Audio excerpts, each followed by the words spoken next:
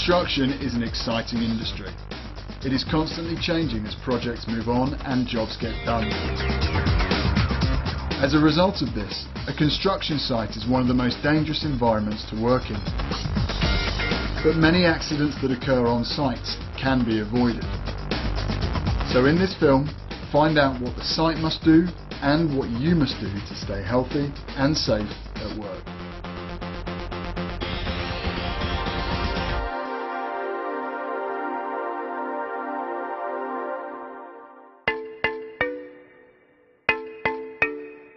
When you arrive for your first day on a site, it won't be the first day for everyone. Before any work begins, the site management team will have been planning and preparing the site for your arrival. It is their job to ensure that you can do your job safely and efficiently. So what are 5 key things the site should do for you?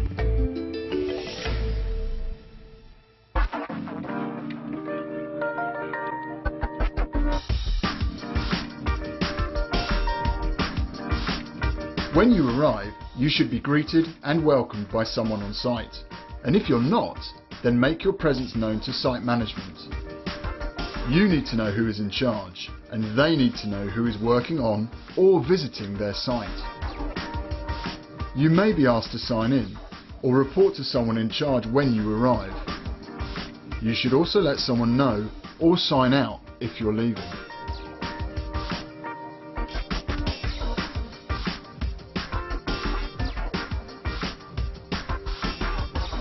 Once you've introduced yourself, you will be given a site induction.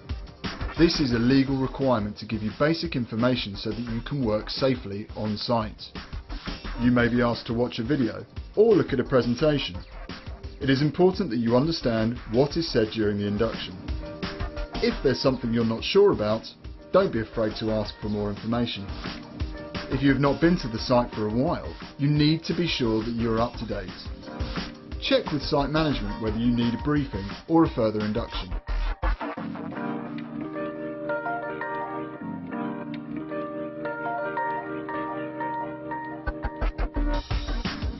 Whether you're just starting out or have decades of experience, every job is different.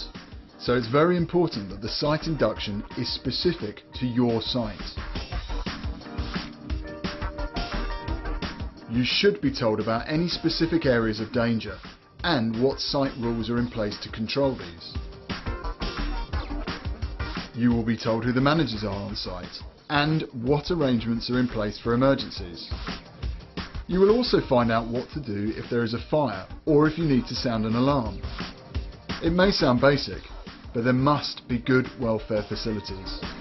You must also be able to take a break somewhere that is warm and dry.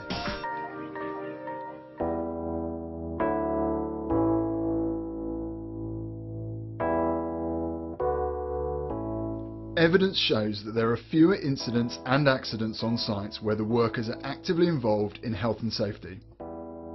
Your opinions and ideas are important, so make them heard. Whatever the size of your site, there should be many opportunities to do this.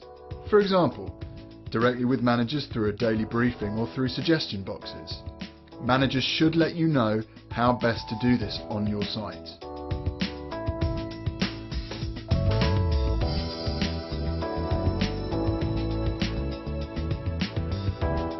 Construction sites are constantly changing and unplanned activities can be a major cause of accidents. The more up to date you are about what's happening on site, the more you can understand the dangers. The best sites keep their people informed on daily activities. Is there a hazards board on your site? Is it regularly updated? Your site management must be telling you what's going on a regular basis.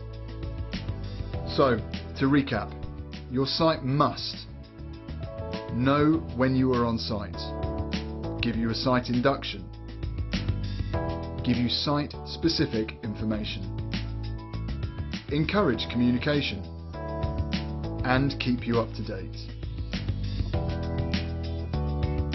Your site should be doing all it can to keep you and your colleagues safe. If it isn't, say something and work together to make it better.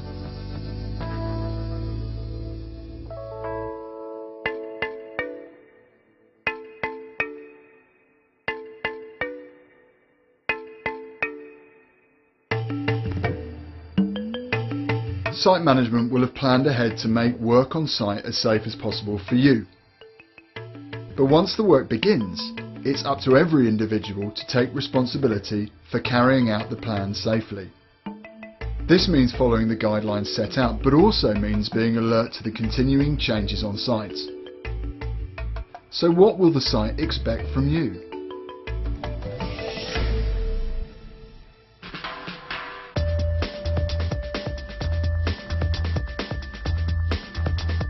Site rules are there to minimise the risk of particularly hazardous activities, such as moving vehicles and handling flammable substances.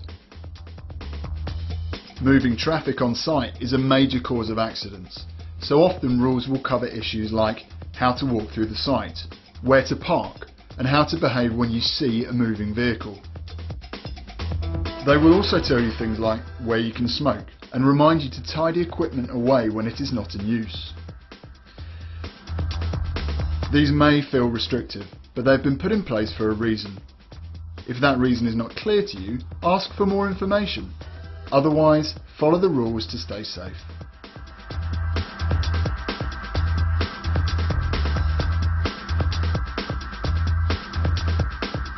Every task carried out on a site is unique and will have its own dangers, for instance working at height or manual handling. The site management team will put in place a plan to avoid or minimise the dangers before the start of work. The plan may be written down in a risk assessment, a method statement or a task sheet. This will tell you what to do, the skills needed, what to wear, what tools to use and what the dangers are. You should contribute to the planning process using your experience and knowledge. For example, before working at height, which is a high risk activity, you must consider: is the access suitable for what you need to do? Do you have the right tools? Do you have the right protective equipment? Does it fit? And is it comfortable?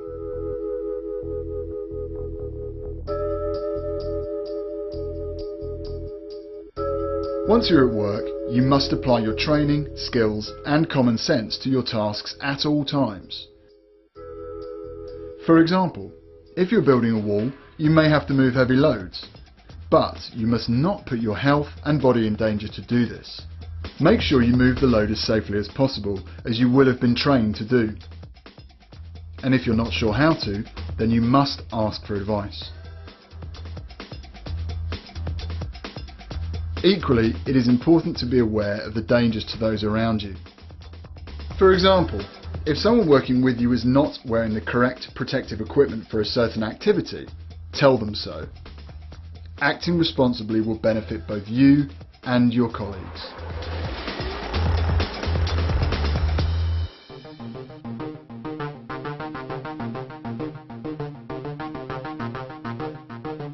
In our industry, saying no is not easy.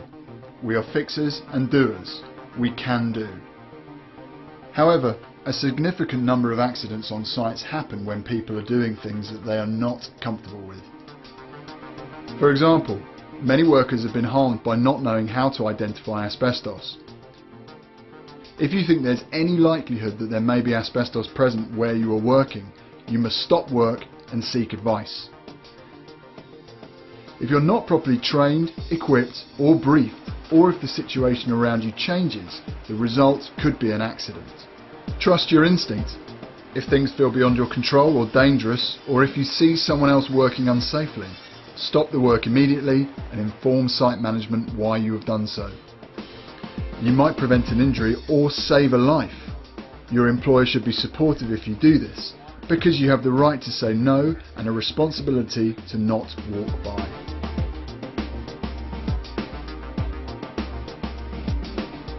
If your job requires you to have specific training to enable you to do it safely, then it is your employer's responsibility to provide it. But to really get the best out of your career, you should keep learning about developments in machinery, equipment, regulations and training. This will not only give you greater confidence and understanding, but will also ensure you remain healthy and safe. So, to recap, you must respect site rules, Safely prepare each task. Do each task responsibly. Know when to stop. And keep learning. Construction is so much more than bricks and mortar. The work we do improves the world around us. It's time for us to work together to build a safer and better industry.